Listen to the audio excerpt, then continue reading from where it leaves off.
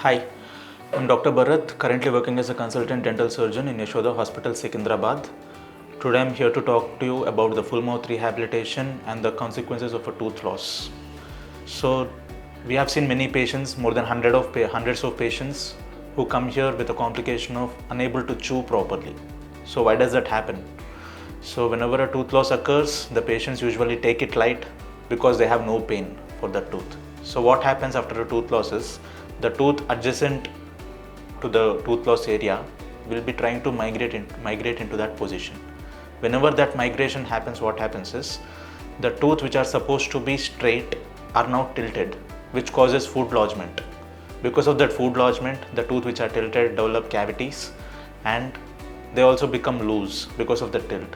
So before the patient knows, before the patient experiences any pain, we'll be requiring rehabilitation of around 10 or 12 teeth.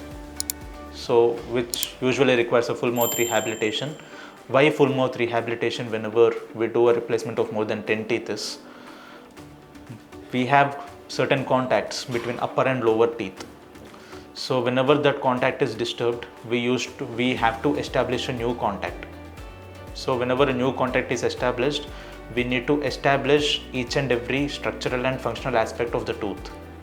So whenever we are replacing structural and functional aspect, మనకి మొత్తం డెంటిషన్ని మొత్తం change చేయాల్సి ఉంటుంది.